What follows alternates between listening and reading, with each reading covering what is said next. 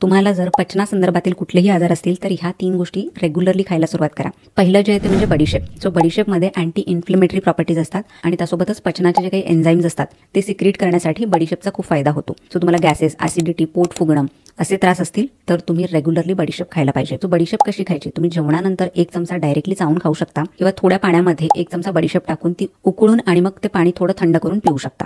त्यानंतर दुसरा जो पदार्थ आहे ते म्हणजे ओवा।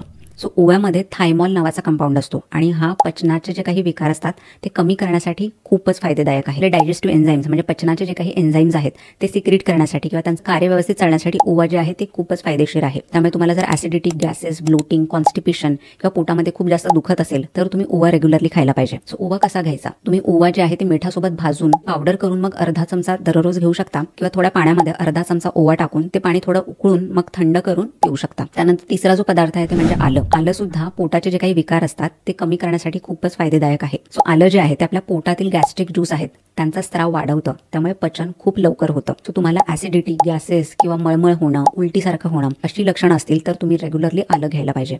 सो आलं कसं घ्यायचं? तुम्ही थोड्या पाण्यामध्ये आलं हे चिरून 5 मिनिटं उकळून आणि मग ते पाणी चहासारखं पिऊ शकता।